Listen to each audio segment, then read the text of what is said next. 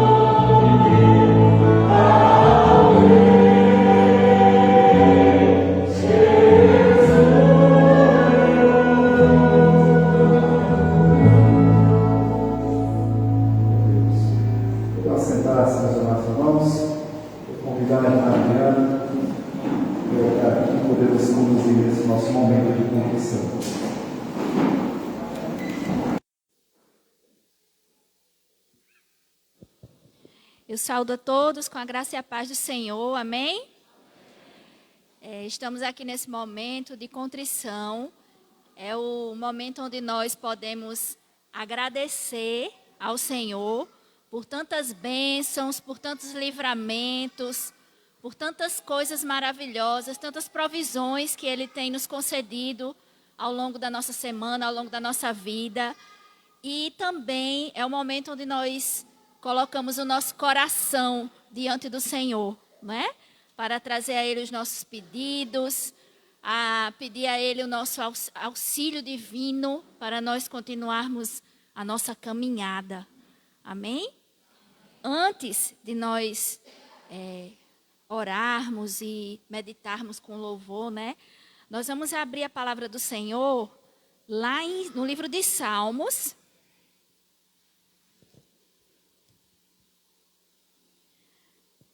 Salmos 25.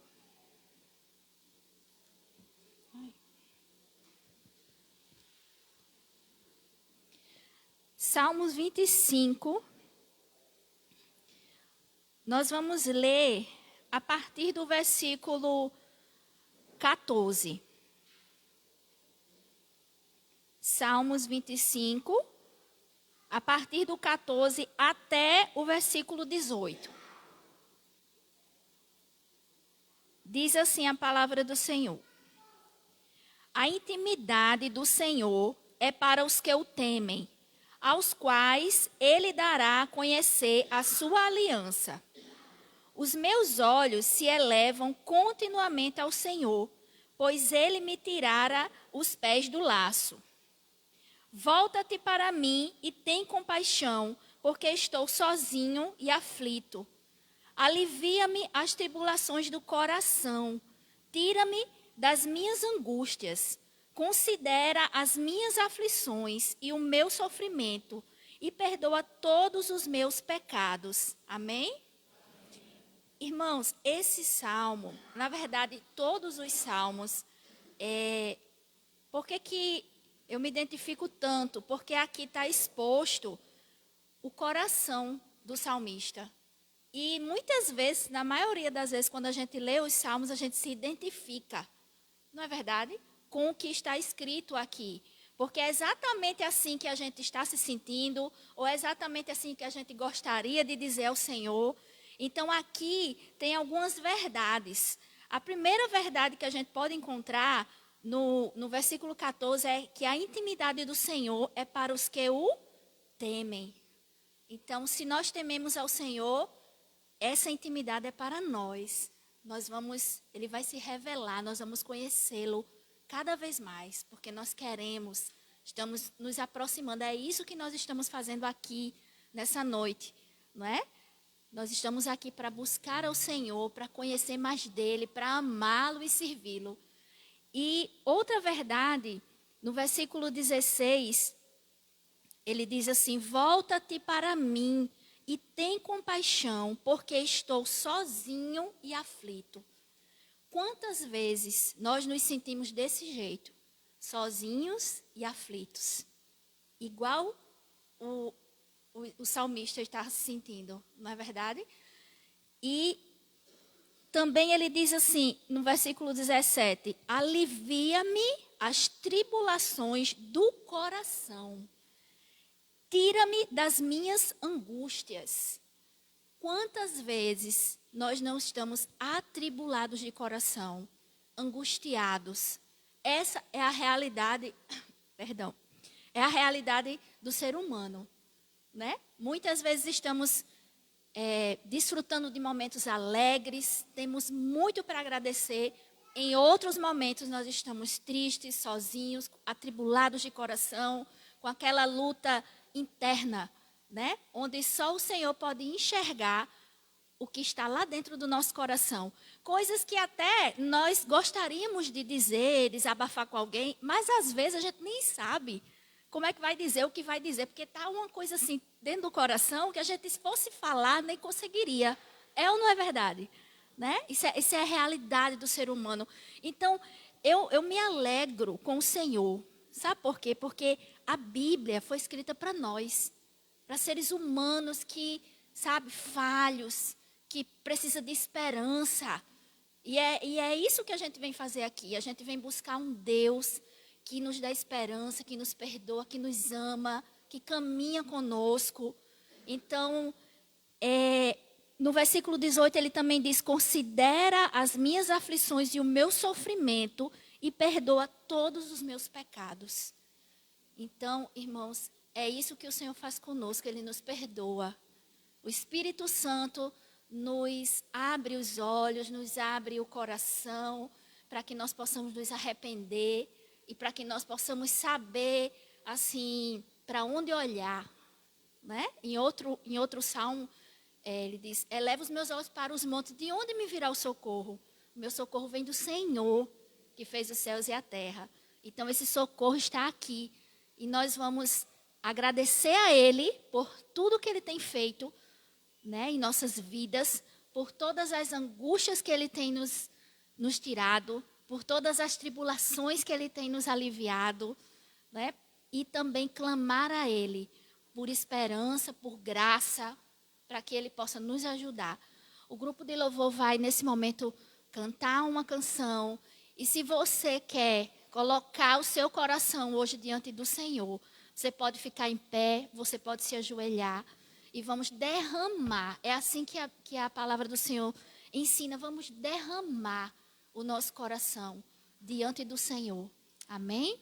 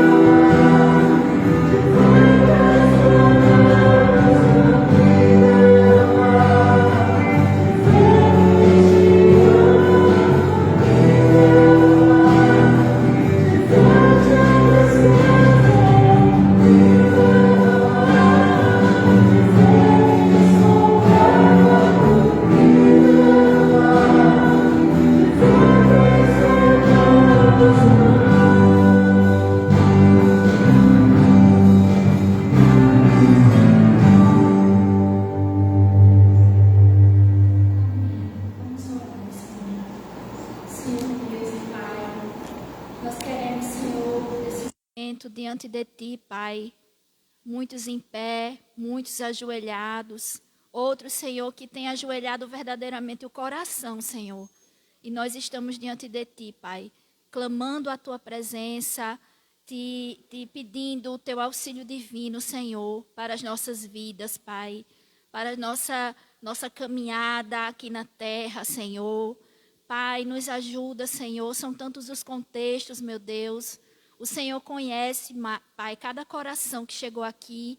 O Senhor sabe as circunstâncias que cada um vive, circunstâncias de alegria ou circunstâncias de tristeza, de necessidades. E nós clamamos a Ti pela Tua graça, Senhor, porque a Tua palavra diz que a Tua graça, ela é proporcional a cada situação, Pai. E nós clamamos, Senhor, abençoa as famílias, Pai, que estão aqui nesta noite, Senhor. Ajuda as nossas famílias, ajuda os pais, ajuda os filhos, os maridos, as esposas. Ajuda também os solteiros. Ó Pai, nos ajuda, Senhor. Nós clamamos pelo Teu auxílio. Senhor, nos dá a Tua paz, Senhor. A paz que excede todo entendimento. Aquela paz, Senhor, que mesmo quando nós estamos sofrendo, passando por dificuldades, ainda assim, Senhor, nós estamos sentindo alegria, leveza, porque sabemos que o Senhor está conosco.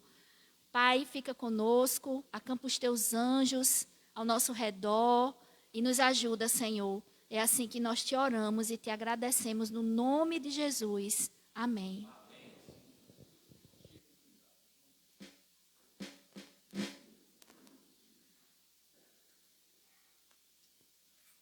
Nós estamos muito felizes pela possibilidade de voltarmos à casa de Deus, meus irmãos, e saudamos mais uma vez aqueles que chegaram um pouco depois, quando nós já havíamos iniciado o culto formal. Nós gostaríamos de conhecer pessoas que nos visitam hoje. Se você está aqui pela primeira, segunda ou terceira vez, né, você pode sinalizar para que nós possamos nos alegrar com a sua presença, né? A Ivana, acho que tem uma visita, não é? Pode me ajudar, Ivana? Anne, não é? Anne e Tiago, não é? Muito bem. A Anne, eu já tenho algumas informações, é filha de pastor, não é?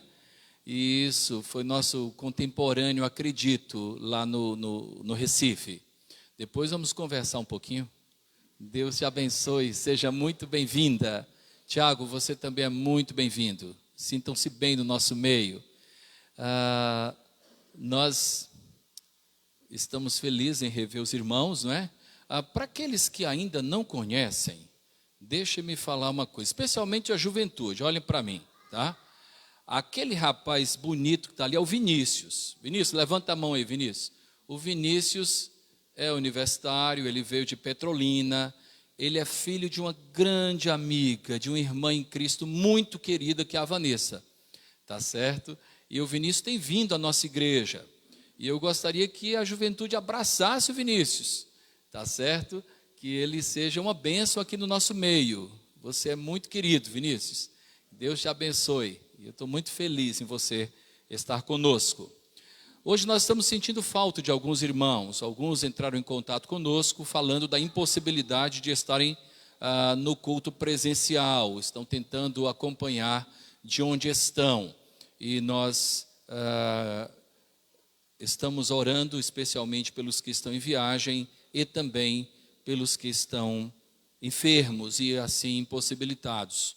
Aqueles que chegaram um pouco cedo perceberam que o Reinaldo e a Tatiana precisaram sair com uma certa urgência. Houve uma emergência com a filha de Reinaldo. Nós não podemos precisar o que aconteceu. No entanto, já estamos em oração. Eu estava ali ajoelhado, clamando a Deus por Reinaldo, por sua filha. E assim que tivermos alguma informação, nós publicaremos no grupo da igreja. Nós estamos felizes, Marlete, aniversariante do dia. Que bom. Deus abençoe sua vida, a irmã é muito preciosa, Jaime, muito precioso, um casal muito caro para nós. Estamos também especialmente felizes com a presença do Marcão, não é? A igreja acompanha o Marcão aí em oração, o Marcão É um guerreiro. É um guerreiro.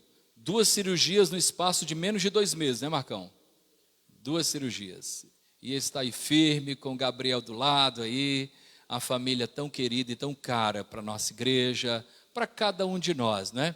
Eu estava, no último final de semana, eu estive pregando em Salvador, e curiosamente, no encontro de liderança, eu falei sobre a sua vida, Marcão.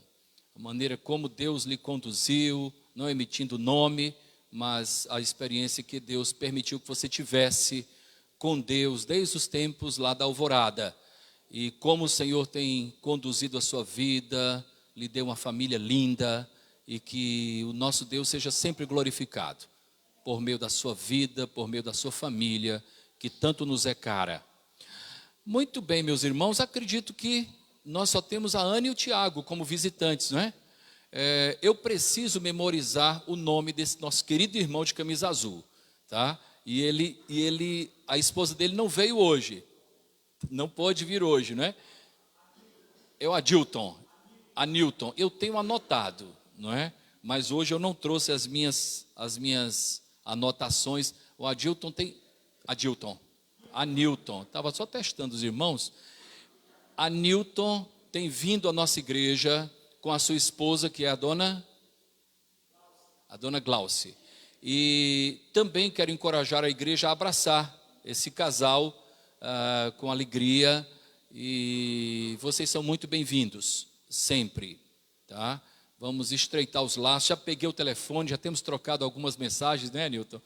E assim o Senhor tem abençoado. Irmãos, algumas rápidas informações eu chamo esse espaço de interlúdio, não é? Interlúdio, nós temos o prelúdio, temos o momento de louvor e oração, esse interlúdio, e em seguida a mensagem da palavra de Deus e o pós-lúdio, que é a parte final. Primeiramente, irmãos, em relação ao nosso departamento infantil, nós, pela bondade de Deus, já temos 2 TVs. Amanhã nós estaremos adquirindo 2 ventiladores para colocarmos lá na parte externa. Ontem nós já utilizamos a parte externa com um delicioso cachorro-quente, após o nosso momento de discipulado aqui com a juventude, jovens e adolescentes. E vamos colocar essa semana, com a permissão de Deus, 2 ventiladores. Vamos tentar instalar também as TVs. E estamos otimizando o nosso espaço para termos boas condições para as nossas crianças. Graças a Deus, o grupo está se unindo, está trabalhando para que nós tenhamos bons cultos infantis, onde as crianças possam, de fato, aprender a palavra de Deus. E eu tenho dito para Jaqueline, olha, nós faremos tudo o que for possível. Tá? Precisa do material que tem lá no outro lado do país, vamos em busca, vamos buscar. Precisa disso, vamos, porque nosso papel, nós sabemos que a responsabilidade primária na evangelização dos nossos filhos é nossa, enquanto pais, é dos pais. Porém, a igreja é uma ferramenta importante para ensinar as nossas crianças. E o período que elas têm aqui, tá, é um período que nós devemos valorizar para que elas possam aprender da palavra do Senhor. E esse é o nosso desejo, temos nos empenhado nisso, tá bom? Agora uma nova informação. Nós temos falado nos nossos grupos, no nosso grupo de comunicação, e também falamos já na quinta-feira, na casa de Jorge, Elisiane, e também ontem no discipulado, aqui, que nós estamos com, eu vou chamar de programa, no melhor sentido que a palavra pode ter. É um programa intitulado Escola Bíblica Discipuladora. Escola Bíblica Discipuladora. Nós estamos trazendo para a Escola Bíblica Discipuladora, isso é muito importante, vou esperar o Silas sentar, para todo mundo olhar para mim, porque isso é de grande importância para a nossa igreja. Na Escola Bíblica Discipuladora, nós estaremos agregando todos os momentos de aprendizado da palavra de Deus. Tá? A escola bíblica discipuladora funcionará nas casas, onde temos 5 grupos de estudo, tá certo? Temos na casa de Patrícia e Afro, temos na casa de Jorge e Elisiane, temos na casa de João e Adriana, temos na casa da irmã Célia, não pôde estar hoje, e temos também o grupo dirigido pelo pastor Kennedy, que funciona na casa da irmã Francisca, e às vezes, como na última quinta, foi na casa da irmã Gil, mas que é um grupo que estuda também. Além desses 5 grupos, nós temos também, e veja bem, também fará parte desse programa de escola bíblica discipuladora, o nosso culto público da terça-feira. Terça-feira, onde temos estudado o Evangelho segundo Lucas, é escola bíblica discipuladora, tá? E também o nosso Tuporém, que é a nossa imersão com jovens e adolescentes, aberto também àqueles que desejam estar conosco. Ontem nós tivemos adultos, pessoas que não são jovens na faixa etária, mas estavam aqui aprendendo, 2 Timóteo. Nós tivemos o Jorge conosco, nós tivemos o João conosco, tivemos a Adriana conosco, quem mais aqui? A Franci, né? A Franci veio, Franci conosco, além da maioria dos nossos jovens e adolescentes. Nós iniciamos ontem o estudo na 2ª carta de Paulo a Timóteo.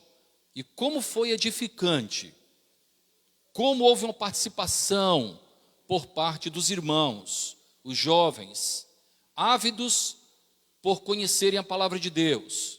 Daqui a 15 dias nós seremos novamente, porque será quinzenal, aqui na igreja, comigo, 16 horas. Tá? Então, isso tudo faz parte da nossa escola bíblica discipuladora. O nosso desejo, porque tudo que nós fazemos aqui em nossa igreja, eu estou me demorando um pouquinho, peço perdão, mas é importante que nós conversemos sobre isso. Tudo que nós fazemos aqui na nossa igreja é a partir do que nós encontramos na palavra de Deus. A nossa própria ordem de culto, ela é extraída literalmente da palavra de Deus. Daquela experiência de culto que Isaías vivenciou, capítulo 6, não é? Ele entrou no templo e os anjos cantavam: Santo, Santo, Santo é o Senhor. Adoração que nós tivemos há pouco. Depois Isaías disse: ai de mim, estou perdido, contrição. Momento que a Adriana dirigiu agora, quando nós abrimos o nosso coração para Deus. Veio a palavra do Senhor a mim, pregação da palavra de Deus, que vem em seguida. E depois, a quem enviarei? Quem há de ir por nós? Eis-me aqui, envia-me a mim. Eis os meus dons, meu talento, meu tempo, parte daquilo que Deus tem me dado, momento de consagração. Então, tudo que fazemos, tá, é partindo da palavra de Deus. Nós não gostamos de elementos estranhos. Ok, tem 2 ligados lá de cá, tá tudo bem para vocês? Tá, né? Porque qualquer coisa dá uma arrumada depois, Hugo, para não ficar quente de um lado e frio do outro. Vamos aqui novamente. Então, nós estamos baseando, preste atenção que é importante, a nossa escola discipuladora no objetivo bíblico, vejam bem, de nós aprendermos para sermos úteis, onde nós estivermos, na nossa casa, na nossa vizinhança, na escola, no trabalho. Por falar nisso, temos folhetos ali com o carimbo da nossa igreja. Você, quando for para a sua casa, leve alguns folhetos para você distribuir, convide seus amigos para conhecerem a igreja e ouvirem a palavra de Deus. Temos ali 4 modelos de folhetos bíblicos. E nós estamos extraindo dessa palavra de Paulo a Timóteo, 2 Timóteo 2:2, eu vou ler aqui. Veja o que é que diz: tu, pois, filho meu, fortifica-te na graça que está em Cristo Jesus. E o que da minha parte ouviste, através de muitas testemunhas, isso mesmo transmite a homens fiéis e também idôneos, para instruir a outros. E a instrução O nosso papel enquanto igreja é instruir as nossas ovelhas. Eu estava em Salvador e ouvindo lá o pastor da igreja que me convidou para pregar no último final de semana, falando para o seu rebanho: não nos esqueçamos que é a ovelha que gera ovelha. A ovelha gera ovelha. Então, nosso papel é o de equipar, preparar, alimentar espiritualmente as nossas ovelhas, os nossos jovens, adolescentes, crianças, adultos, todos quantos aqui chegarem. Então eu quero lhe chamar para fazer parte da escola bíblica discipuladora. Pensa aí, ora em casa, diz assim: eu vou fazer parte. O mínimo é participar de um grupo desse. O mínimo, tá? É uma dieta. Tá? É uma dieta. Eu vou participar de um, então você vai estar no limite da dieta. O ideal é participar de pelo menos 2 grupos desse. Na terça e mais um grupo nos lares, além do discipulado. Pastor, eu não posso porque eu trabalho à noite. Eu sou professor, sou professora, ou trabalho numa condição, já chego em casa tarde. Reserve de 15 em 15 dias, no sábado às 16 horas, para estar conosco aqui, com os nossos jovens, adolescentes. Nós tivemos aqui a presença muito boa de adolescentes. Depois nós comemos um cachorro-quente delicioso e privamos de uma comunhão tão boa. Eu acredito que todos que vieram saíram daqui melhor do que chegaram. Amém? Acredita nisso ou não? Amém. Então vamos nos envolver para a glória de Deus e assim, certamente, o nosso Senhor será glorificado. Eu gostaria de convidar as nossas crianças para virem à frente. Hoje nós teremos a irmã Mary France. Amém. Mary France chegou de viagem agora há pouco e já está aqui firme para a glória de Deus, no trabalho com a família. Deus abençoe sua vida, minha irmã. A Mary France e a Jaqueline estarão à frente com as nossas crianças. Venham à frente. Nós vamos orar com as nossas queridas crianças. Aquelas crianças que desejarem, obviamente. Vem cá, Caio, para perto do pastor. Meu amigo, Rafinha, fica aqui perto. Oh, tá grandão, hein? Essa é uma meninada querida. Deixa eu falar uma coisa também, importante, não é? Eu falei para os irmãos que nós ganhamos 2 TVs, não é?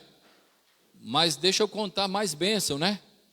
Nós ganhamos também 2 cadeiras. Uma vai servir para o berçário, tá? Própria para amamentar, tá certo? E uma outra vai servir para a classe de crianças menores. Então nós estamos equipando da melhor maneira possível o nosso departamento infantil. Vamos orar? Vamos orar? Isso, Clarinha. Fecha os olhos, vamos falar com o Papai do Céu. Bondoso Deus, nosso Pai, muito obrigado por esse momento na Tua casa. Nesta hora, Senhor, nós apresentamos a Ti essas queridas crianças, Pai. Ó Deus, dá o entendimento da Tua graça a essas crianças, Pai. Abençoa hoje a Jaqueline, ó Deus. Abençoa a Mary France, Senhor. Que sejam instrumentos nas Tuas mãos, Senhor. Perdoa as nossas falhas. Oramos assim no nome do Senhor Jesus. Amém. Amém. Podem ir se dirigir para o culto infantil, crianças.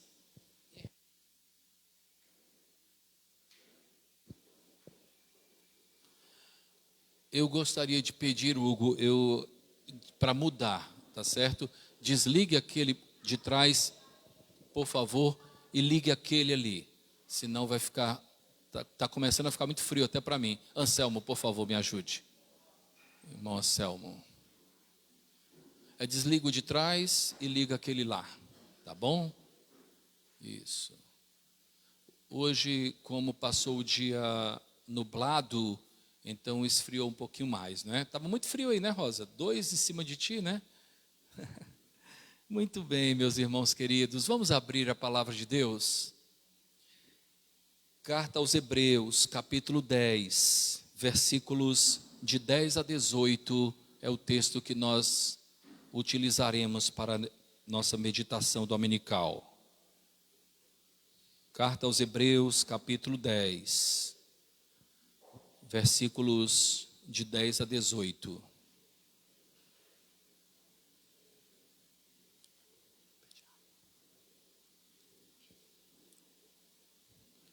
Hebreus capítulo 10, de 10 a 18. Peço que você permaneça com a sua Bíblia aberta, para que possamos meditar, observando a palavra de Deus como realmente ela nos fala. Hebreus capítulo 10, de 10 a 18. Assim diz a palavra de Deus. Nessa vontade é que temos sido santificados, mediante a oferta do corpo de Jesus Cristo, uma vez por todas. Ora, todo sacerdote se apresenta dia após dia a exercer o serviço sagrado e a oferecer muitas vezes os mesmos sacrifícios, que nunca, jamais podem remover pecados.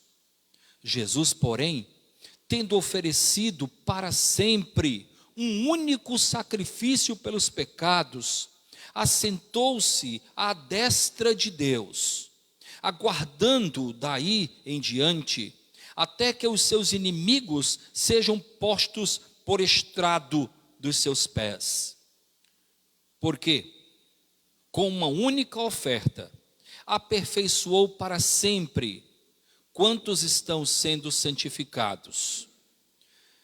E disto nos dá testemunho também o Espírito Santo, porquanto, após ter dito, esta é a aliança que farei com eles, depois daqueles dias, diz o Senhor, porei no seu coração as minhas leis, e sobre a sua mente as inscreverei. Acrescenta, também de nenhum modo me lembrarei dos seus pecados e das suas iniquidades para sempre. Ora, onde há remissão destes, já não há oferta pelo pecado. Amém. Amém. Soberano Deus, nosso Pai, nós estamos diante da Tua palavra e pedimos a Ti, Senhor, a assistência do Teu Espírito, Pai, para que possamos bem compreendê-la neste dia. Se conosco, esvazia-nos de nós mesmos e enche-nos com o Teu Espírito, Pai. Senhor, que haja sensibilidade em nossos ouvidos, para que possamos ouvir a Tua palavra neste dia. Assim nós oramos, no nome do Senhor Jesus. Amém. Amém. Meus irmãos, a carta aos Hebreus é uma carta de grande importância no que diz respeito à compreensão, ao entendimento do que representa a fé cristã. É uma carta que foi escrita um pouco antes do ano 70. Era um período em que os judeus convertidos ao cristianismo viviam um grande conflito em relação à nova aliança que era apresentada em Jesus Cristo. Só para que seja bem claro, eu procurarei ser o mais didático possível hoje. Eu gostaria que todos nós saíssemos daqui com esse entendimento. Os judeus, parte deles, se converteram. Os primeiros convertidos ao cristianismo foram os judeus. E eles viviam um grande conflito. Por quê? Porque eles vinham de uma linhagem hebraica, com os seus cerimoniais, com os seus rituais, com os seus costumes, e aí se depararam com o ensinamento do cristianismo, que não tinha como propósito ser a continuação do judaísmo. Apesar de vir do judaísmo, o cristianismo não é continuação do judaísmo. O Senhor Jesus Cristo, quando faz aquela comparação do vinho novo em odres velhos, ele deixa muito claro isso. E ele faz a comparação da seguinte forma: se colocar um vinho novo em um odre velho, o odre velho vai romper e vai perder todo o vinho. A comparação que Jesus fazia era justamente o odre velho como sendo a velha aliança defendida pelos judeus. Na verdade, Jesus então estava dizendo, é necessário um vinho novo e um odre novo. Nisso, Cristo estava ensinando que o cristianismo é algo novo, é necessário nascer de novo. Então, o cristianismo não era somente a continuação melhorada do judaísmo. O cristianismo é a boa nova, é o evangelho da graça do Senhor Jesus. Voltando então à questão dos hebreus, a carta foi escrita quando os cristãos que tinham se convertido, os judeus que tinham se convertido ao cristianismo, viviam esse conflito, porque estavam diante da nova aliança que é o Senhor Jesus Cristo. E eles eram acostumados a viverem a velha aliança. O autor da carta, então, que era desconhecido, encoraja os cristãos a serem fiéis a Cristo, a essa nova aliança, e ver Cristo como o novo, o último e o incomparável sumo sacerdote. Vamos continuar, ainda tentando ser o mais didático possível antes de entrar no texto. O autor da carta aos Hebreus apresenta Cristo como sendo superior aos anjos, como sendo superior a Moisés. Moisés representava a lei, superior à lei, superior a Moisés, superior a Arão, que representava o sacerdócio, tá? Superior ao Antigo Testamento. Apresenta também o Antigo Testamento com um caráter temporário diante do que viria. Veja o que diz o primeiro versículo do capítulo 10. Você está com a Bíblia aberta aí, é só olhar. Olha o que diz o primeiro versículo, diz assim: ora, visto que a lei tem sombra dos bens vindouros, não a imagem real das coisas, nunca jamais pode tornar perfeitos os ofertantes com os mesmos sacrifícios que, ano após ano, perpetuamente eles oferecem. Então o autor aos Hebreus apresenta o Antigo Testamento como sendo algo temporário, transitório. Era uma sombra, a sombra do que haveria de ser revelado. Está claro até aí? Está fazendo sentido? Então o Antigo Testamento, de acordo com o autor aos Hebreus, representava a sombra daquilo que viria a ser revelado. Como eu tenho feito a comparação, né? Se você está com luz atrás de você, tá? E essa luz faz sombra, e alguém vai chegando perto de você, pela sombra você percebe a aproximação de alguém, mas você não sabe a roupa que ela está, você não sabe quem é aquela pessoa. Então essa era a visão, é uma metáfora, tá? Daquilo que representava o Antigo Testamento. Então o autor aos Hebreus mostra isso. O Antigo Testamento era algo transitório. O permanente é Cristo, o permanente é a nova aliança, o permanente é o Evangelho, tá certo? Então, mais outra coisa, o autor aos Hebreus mostra que deixar Cristo, e essa era uma exortação, guarda isso que é importante, ele fala para os judeus, né? Isso serve para nós também, deixar Cristo em função de tipos obsoletos de fé, é um retrocesso imperdoável. Negar a Cristo por conta de rituais obsoletos, de coisas da velha aliança, é um erro imperdoável, um retrocesso na vida espiritual. E finalmente, o autor aos Hebreus afirma que a fé genuína no Senhor Jesus Cristo nos garante a perseverança até o fim. Trata-se de uma bela carta. Trata-se de uma carta com muitas mensagens para o nosso viver. Nós vamos observar o texto que nós lemos. E rapidamente eu posso fazer uma releitura para que nós possamos assimilar esse conteúdo tão belo do texto e em seguida nós apresentaremos algumas aplicações para a nossa vida. O texto diz, veja bem, eu vou já lendo e trazendo algum tipo de esclarecimento. Nessa vontade é que temos sido santificados, mediante a oferta do corpo de Jesus Cristo, uma vez por todas.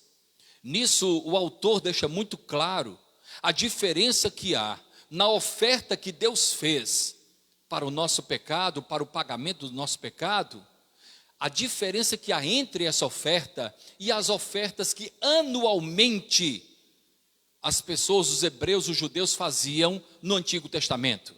A oferta que, por isso que Jesus Cristo é colocado no lugar de propiciação, que quer dizer oferta pelo pecado, oferta única pelo pecado, tá certo? Então é nisso que nós somos santificados, na oferta única que Deus fez para nos perdoar os pecados.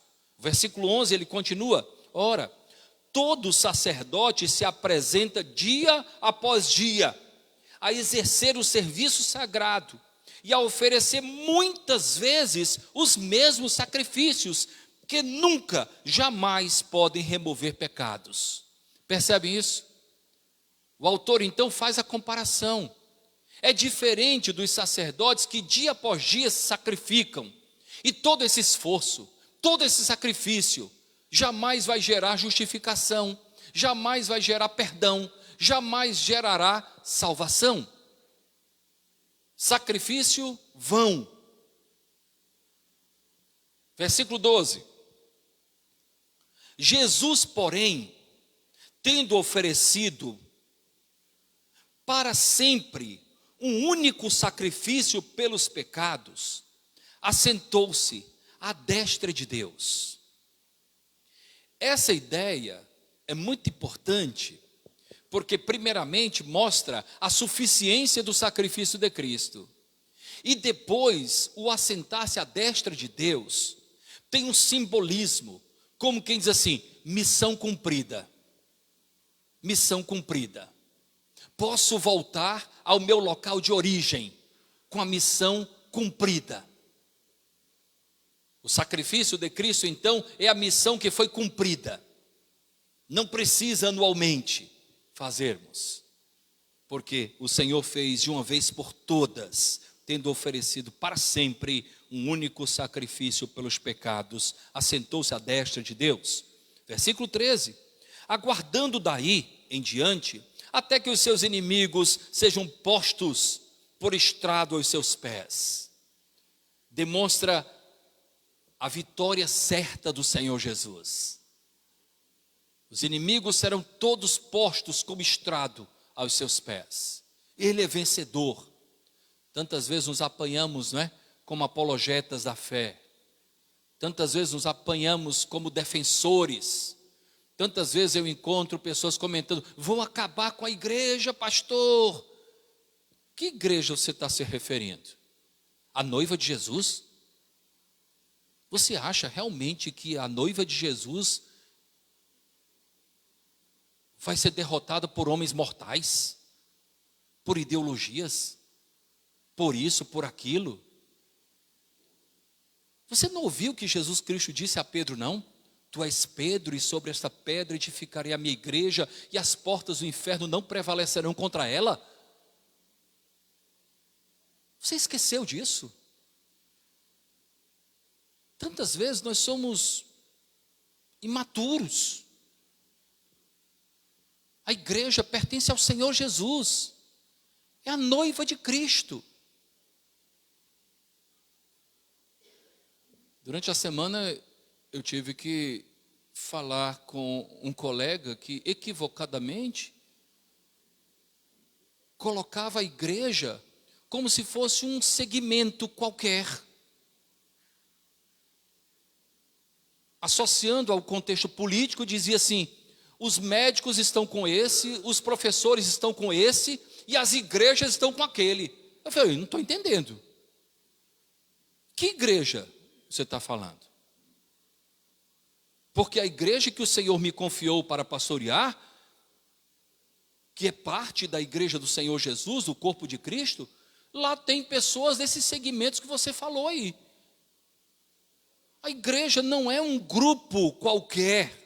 A igreja é o corpo de Cristo, é a noiva de Cristo. A igreja é mantida e sustentada pelo Senhor Jesus.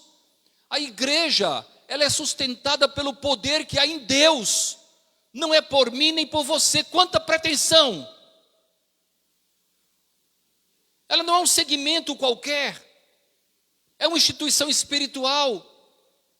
E é Deus quem nos sustenta dia após dia. Não coloquem a igreja como sendo um segmento. O grupo de professores, o grupo de médicos, o grupo de advogados e o grupo da igreja. Que conversa é essa? A igreja é o corpo de Cristo. O Senhor Jesus é mais que vencedor. Ele está aguardando que os seus inimigos se coloquem na condição de estrados para os seus pés. Versículo 14. Porque com uma única oferta, aperfeiçoou para sempre quantos estão sendo santificados. Uma única oferta. Você parou para pensar que as coisas de Deus não são cumulativas? Não acumulam, não precisa. Adão e Eva precisaram de quantos pecados para serem expulsos do paraíso? Um único. Bastou um.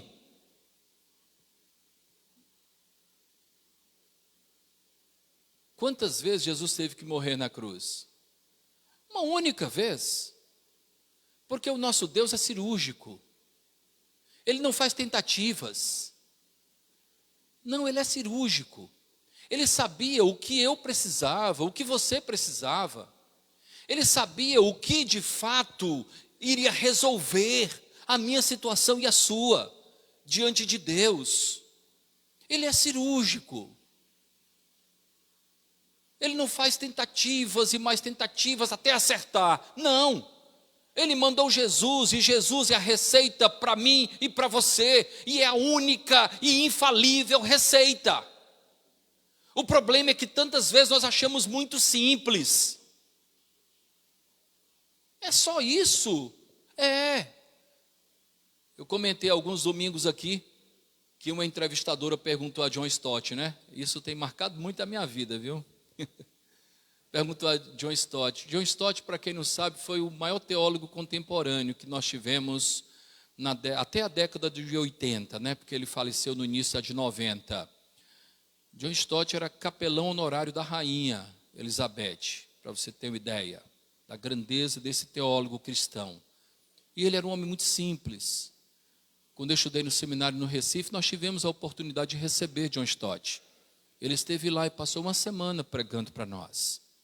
E uma entrevistadora chegou para John Stott e perguntou qual era o segredo da vida piedosa que ele tinha.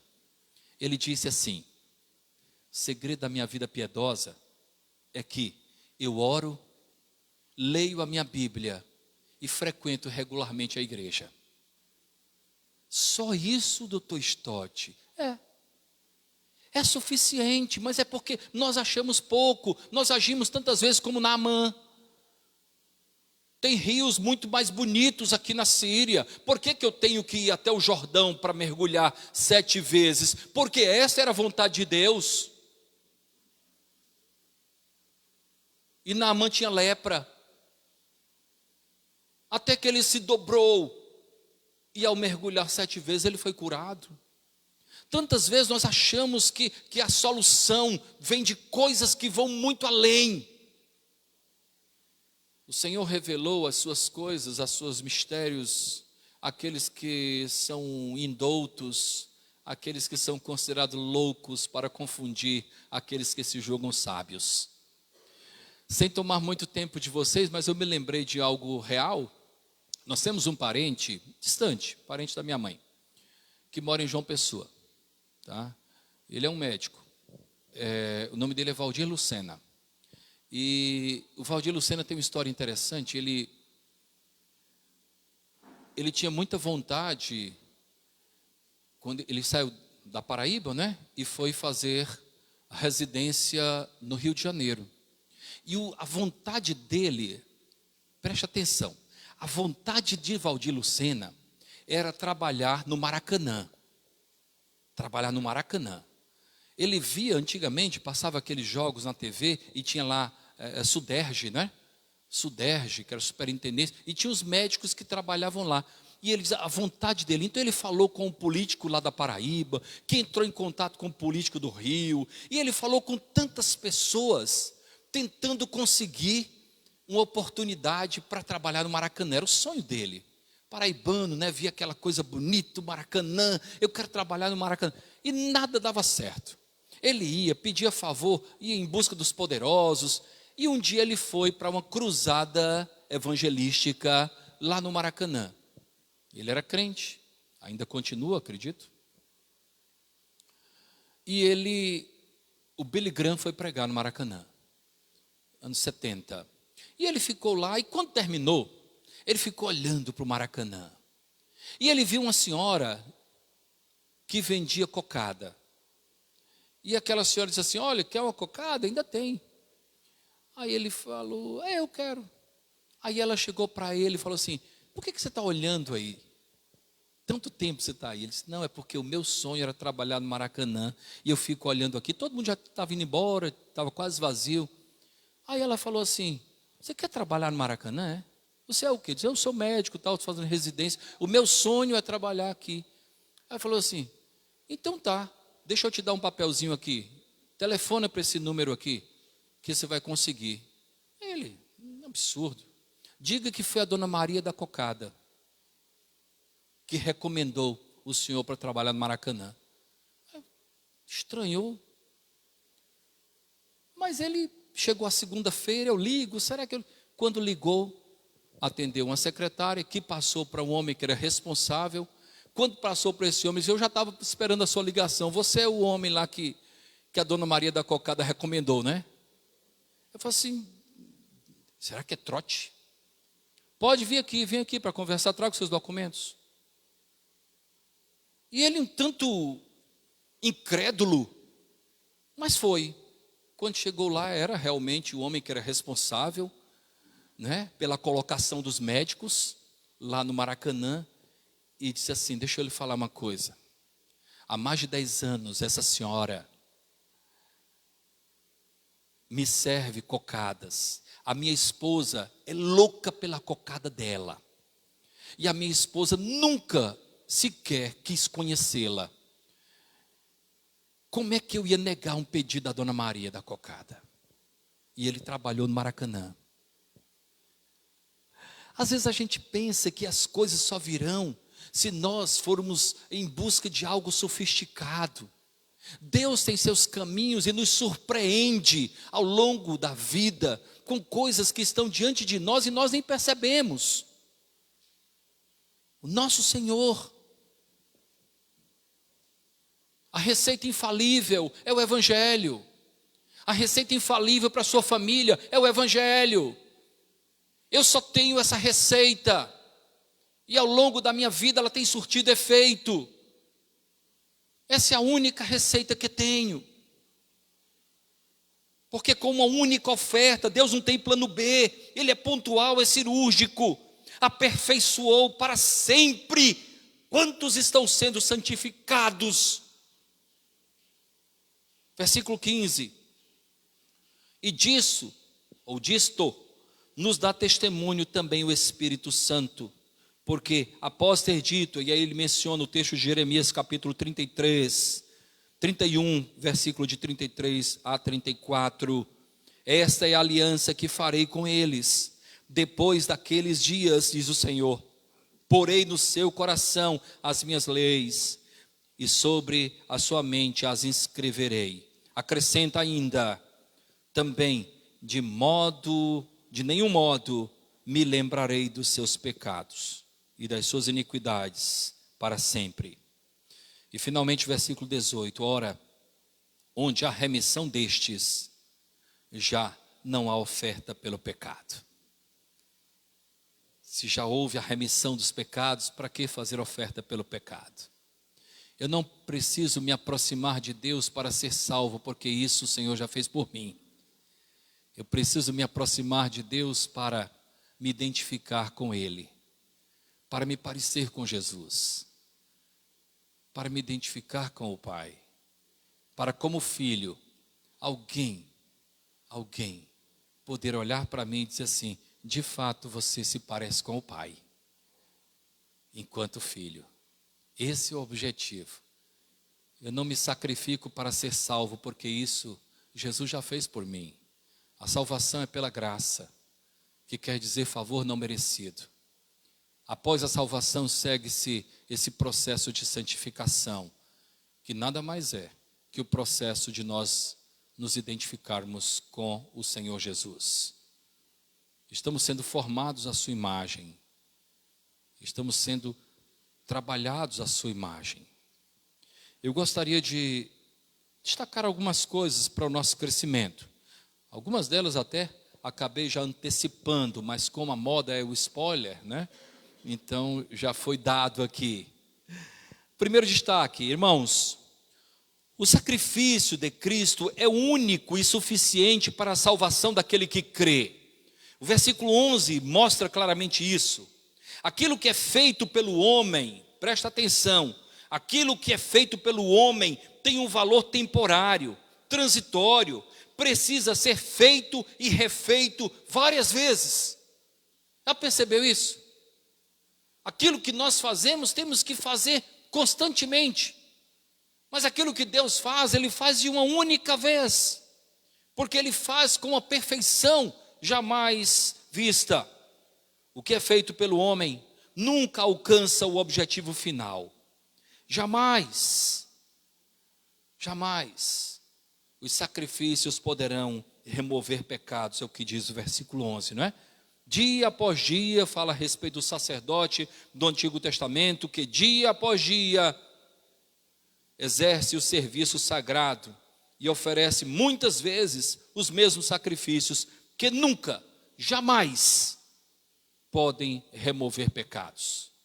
O objetivo nunca é alcançado. Nunca é alcançado. Porque se os nossos sacrifícios pudessem alcançar perdão para os nossos pecados, nós teríamos mérito. E a salvação não é por mérito humano. A salvação é pela graça e unicamente pela graça. É uma ação monergista e não sinergista, única, unilateral.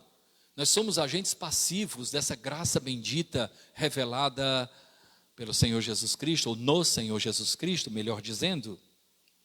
De modo, continuando ainda, não é? O que é feito pelo homem nunca alcança o objetivo final. No capítulo 11 da carta aos Hebreus, né, nós encontramos um relato de salvos. São chamados de heróis da fé, não é? Ou heróis da fé. Porém, deixa eu falar uma coisa a respeito disso. Eu estou mudando o meu olhar para o capítulo 11 de Hebreus, tá? Todos eles alcançaram êxito pela graça e não por méritos, de modo que é até questionável a expressão heróis da fé, tendo em vista que o que eles alcançaram foi pela graça e não por mérito. Possivelmente, ao chegarmos no céu e nos depararmos com tantos que são mencionados no capítulo 11 de Hebreus, eles vão dizer, eu não tenho nada de herói, foi Deus que fez por mim. Abraão vai dizer, eu não saí da minha tenda, da minha casa, por conta própria, foi Deus que me levou a sair. Noé vai falar o mesmo, eu não construí porque achei que era bom construir uma arca, foi Deus. E tantos outros. Tudo é pela graça. Um segundo destaque, queridos. O primeiro é esse, né? O sacrifício de Cristo é único e suficiente para a salvação do que crê. Um segundo destaque. Destaco as características do sacrifício de Cristo. Quais são eles? Está no versículo 12, não é? Versículo 12 diz assim, para a gente ser bem didático. Jesus, porém, tendo oferecido para sempre um único sacrifício pelos pecados, assentou-se à destra de Deus.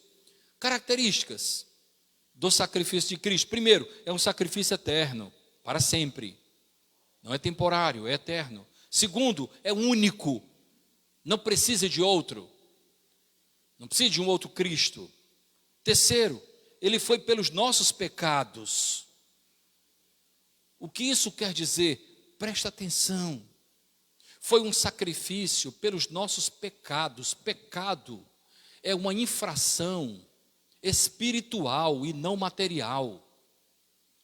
Jesus morreu para nos tornar pessoas perdoadas espiritualmente. Nós estávamos espiritualmente distanciados de Deus, porque Deus é espírito. Jesus Cristo falou isso à mulher samaritana: Deus é espírito, importa que os seus adoradores o adorem em espírito e em verdade. Nós estávamos espiritualmente mortos. Foi pelo meu pecado e pelo seu. Não foi para que você tivesse um emprego melhor, não foi para que você tivesse uma casa melhor, não foi para que você tivesse um carro melhor. Foi um sacrifício de cunho espiritual. Foi pelos nossos pecados. Eu falava há uma semana lá em Salvador que Jesus Cristo não veio ao mundo para nos tornar pessoas melhores.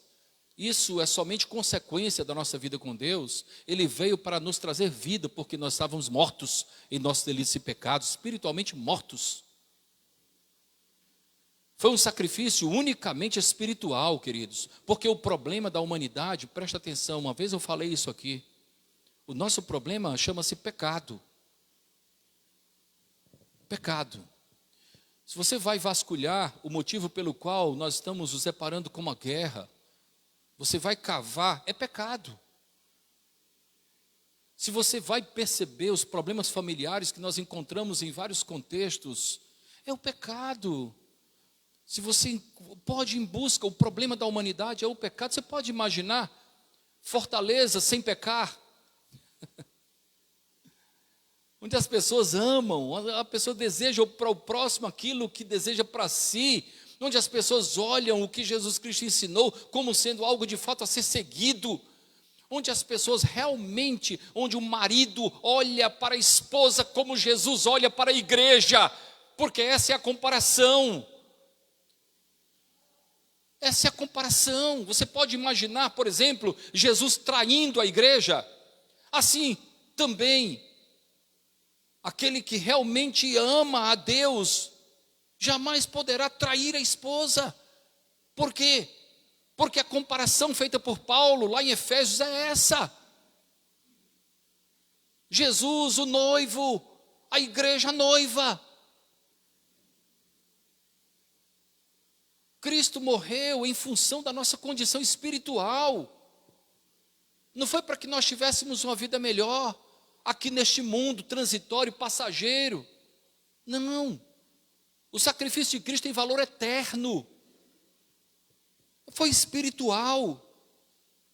E finalmente, a última característica do sacrifício de Cristo é que foi finalizado com êxito. Terminou. O serviço foi cumprido.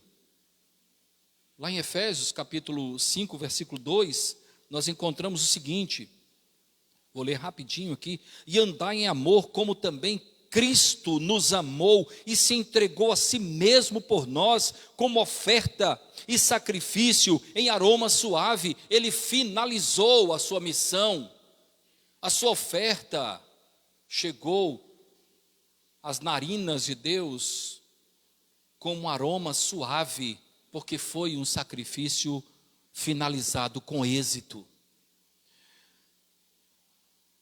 Terceiro destaque: a morte de Cristo o colocou em um lugar de vitória incontestável. Incontestável. Versículo 13 mostra isso, e nós falamos agora há pouco: aguardando daí em diante até que os seus inimigos sejam postos por estrado aos seus pés. Jesus não precisa de defesa humana, irmãos. Ele não precisa que eu ande por aí querendo defendê-lo. Ao contrário disso, ele até repreendeu que assim o fez. Quando ele estava sendo preso, né? E aí Pedro tomou a espada de um soldado chamado Malco e cortou a orelha de Malco. O que foi que Jesus Cristo fez? É isso mesmo, me dá outra espada aí, vamos matar todo mundo. Foi assim? Não. Jesus foi lá, curou a orelha de Malco e repreendeu Pedro. Disse, não, é chegada a hora. Então Jesus é mais que vencedor. Não pense que Jesus precisa da nossa defesa, Ele precisa da nossa fidelidade. Ele precisa do nosso amor. Ele precisa do nosso compromisso. Porque Ele conta conosco como testemunhas suas ao longo da vida. E não militantes, apologetas que estão dispostos a matar por Jesus. Quem leu a história das cruzadas sabe quanto equívoco houve em nome de Deus. Mulheres violentadas, crianças mortas, aldeias queimadas, em nome de Deus. Nada disso certamente agradou a Deus. É necessário termos maturidade. A morte de Cristo já o colocou em um lugar de vitória incontestável. Ele é vitorioso. Caminhando aqui. Um quarto destaque. Cristo veio aperfeiçoar a criação do Deus Pai. O versículo 14 mostra isso. Porque com uma única oferta aperfeiçoou para sempre quantos estão sendo santificados. Ele veio então aperfeiçoar. O que quer dizer aperfeiçoar? A palavra perfeito do original grego é teleios, que quer dizer completo. Ele veio então completar, ele veio levar ao fim, ele veio cumprir, ele veio de fato aperfeiçoar a minha vida e a sua. Há tantos quantos creem. Jesus então está nos aperfeiçoando, porque nós estamos sendo formados à sua imagem. O pecado maculou a criação de Deus, nós somos criados à imagem de Deus. O pecado nos afastou de Deus, e quanto mais distantes de Deus, menos nós nos parecemos com Ele. Cristo veio trazer de volta a presença do Criador. Por isso é que Ele mesmo disse na casa de Zaqueu, o Filho do Homem veio buscar e salvar o que se havia perdido. Perdido, nós não nos parecemos com Deus, com o Pai. Longe. Uma quinta e penúltima aplicação, irmãos, ou destaque. O profeta Jeremias falava acerca da aliança futura. Os versículos 15 a 17 mostram isso. E deixa eu falar duas coisas importantes somente, para não me ser muito demorados, né? Primeiro, o profeta Jeremias, e o autor menciona isso nesses versículos 16, de 15 a 17. Primeiro ele fala da aliança de fé. Tá? E ao falar da aliança de fé, versículo 16, ele diz, esta é a aliança que farei com eles. Depois daqueles dias, diz o Senhor, porei no seu coração as minhas leis. Por que no coração? Por que no coração? O que diz a Bíblia sobre isso? A Bíblia diz que é com o coração que se crê para a justiça. É com o coração que se crê. Eu porei, portanto, no coração, para que isso possa gerar fé, para que isso possa gerar crença verdadeira. É no coração que eu porei as minhas leis, não é? E depois ele continua dizendo, e sobre a sua mente as inscreverei, para dar compreensão. Com a mente nós passamos a compreender. Preste atenção, com o coração se crê, com o entendimento nós compreendemos, não é? A coisa começa a fazer sentido quando nós temos a perspectiva, o olhar, a ótica, o prisma, o ângulo da graça de Deus sobre a nossa vida. Aí há a compreensão. Não somos meros papagaios que repetimos somente as coisas. Nós compreendemos que de fato Deus nos amou a ponto de entregar o seu Filho. Há uma compreensão. daquilo que o Senhor fez. Por quê? Porque o Senhor coloca na nossa mente tal compreensão. É, portanto, uma aliança de fé, porque Ele escreve no coração que gera fé e nos dá o entendimento, a compreensão em nossa mente. É também uma aliança de perdão, versículo 17 diz: também de nenhum modo me lembrarei dos seus pecados e das suas iniquidades para sempre. É uma aliança de perdão. Aliança de perdão incondicional. O hebreu precisava compreender isso. O hebreu precisava compreender que a velha aliança era obsoleta, que a nova aliança era a revelação do plano maior de Deus para a humanidade. Amém? Último destaque. Versículo 18. Ora, onde há remissão destes, né, dos pecados, já não há oferta pelo pecado. Meus irmãos, os remidos, guarda isso. Os remidos não estão sujeitos a ofertas ou sacrifícios para justificação. Não precisa. É vão. É vão. Os sacrifícios, quando nós assim fazemos, nós estamos de alguma forma tirando o crédito da morte de Cristo, que é suficiente. O apóstolo Paulo, escrevendo aos Romanos, no capítulo 5, versículo 1, diz assim, e eu quero concluir com isso: justificados, pois, pela fé,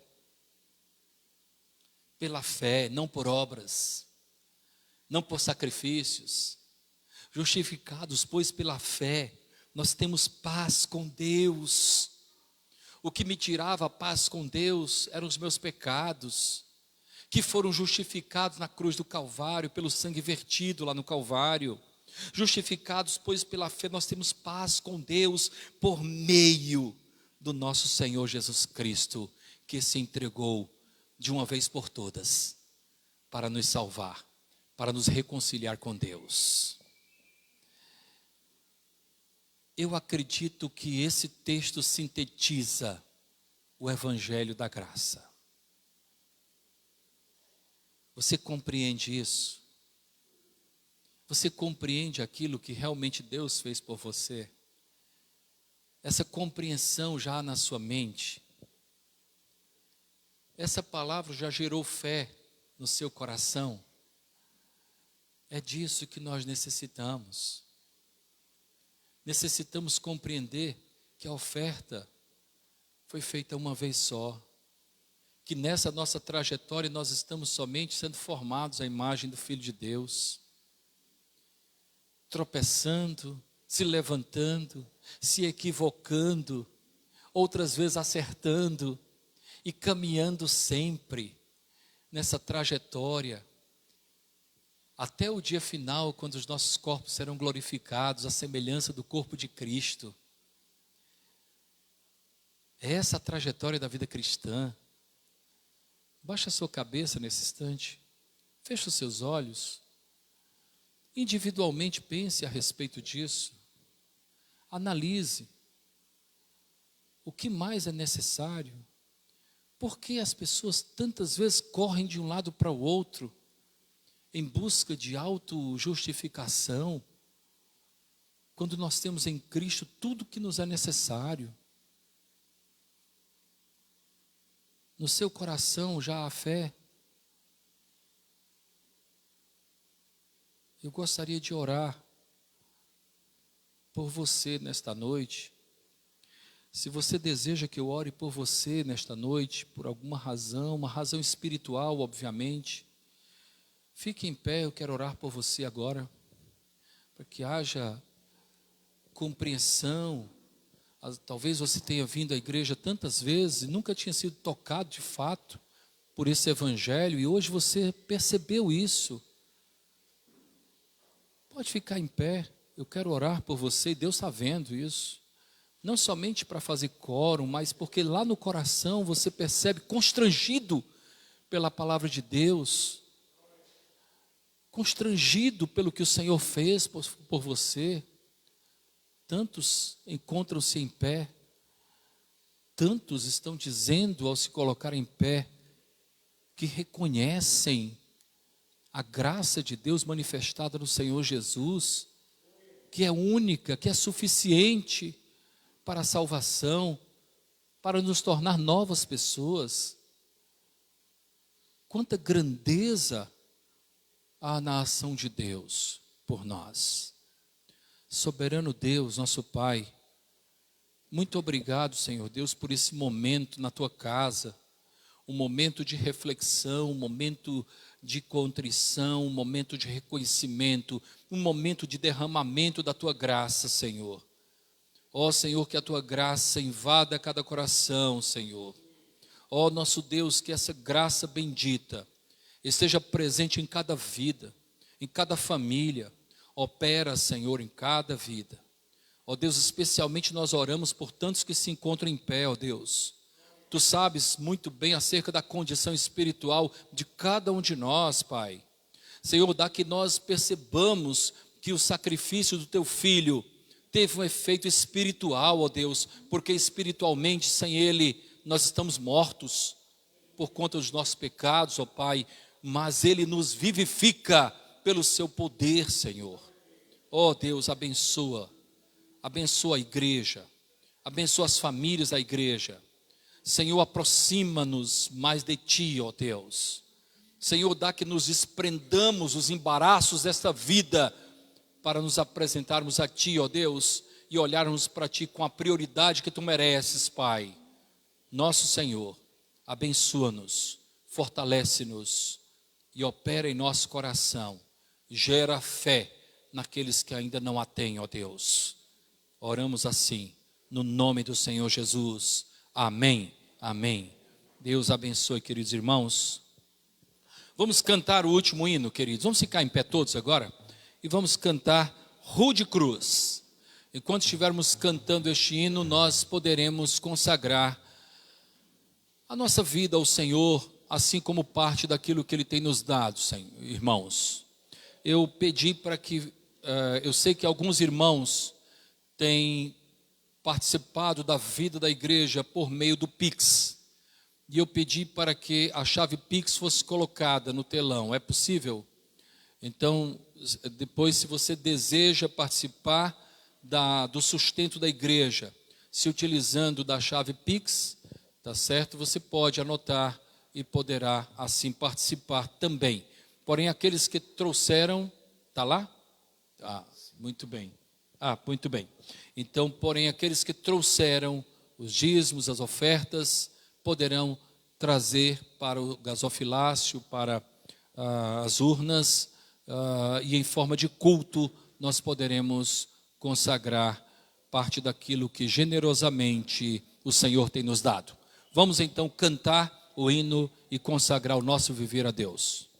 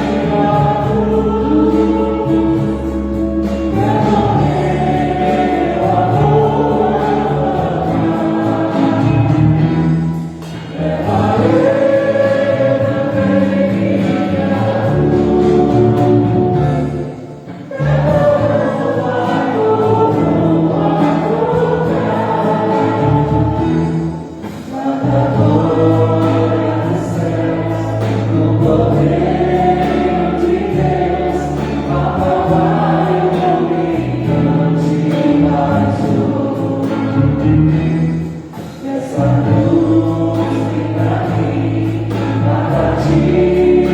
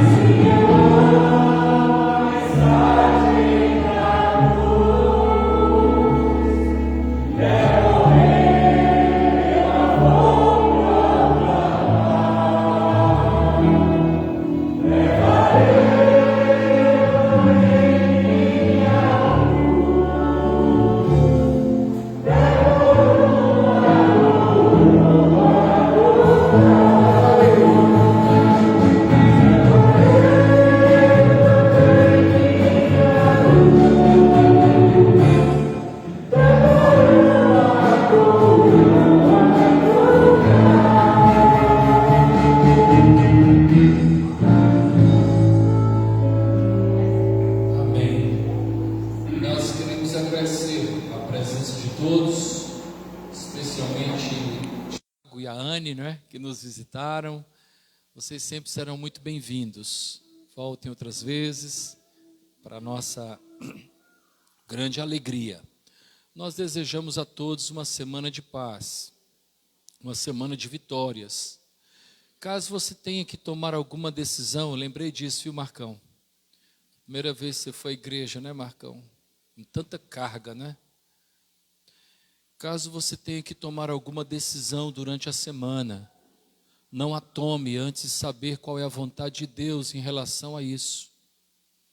Porque Deus tem uma vontade a ser revelada em nossas particularidades.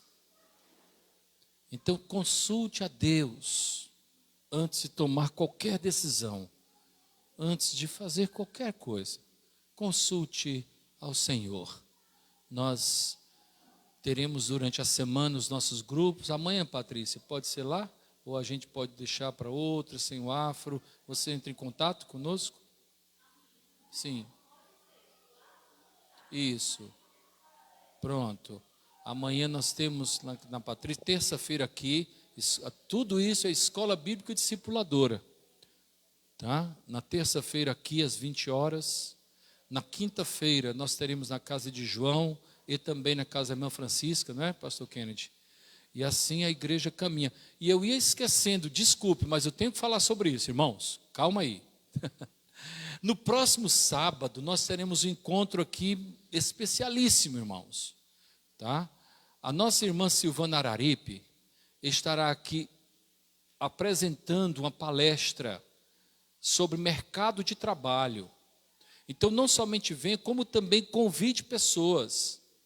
Então, a irmã Silvana Araripe, ela trabalha há muitos anos com isso. Ela tem uma empresa chamada Centro da Terra, que trabalha com consultoria, que trabalha nessa área. Então, é sobre mercado de trabalho, como preparar um currículo, como se portar em uma entrevista, como se manter num trabalho, que às vezes é tão difícil, Então, assim, todos são convidados e também convide pessoas, outras, para que venham no próximo sábado às 16 horas. Será algo útil, para os nossos jovens, adolescentes, para adultos também, que desejam conhecer mais acerca de mercado do trabalho. Ela virá e estará trazendo essa boa palestra para os irmãos, tá bom? Para todos nós. Eu estarei impetrando a bênção apostólica nesse momento e em seguida estarei à porta para desejar uma boa semana individualmente a cada um dos irmãos. Vamos então orar ao nosso Deus. Recebamos a bênção apostólica. Que a graça do nosso Senhor e Salvador Jesus o Cristo, que o amor de Deus, o nosso eterno Pai, que a comunhão e a consolação do Deus Espírito estejam conosco hoje e sempre. Amém. Queiram assentar-se com oração silenciosa, estamos despedidos.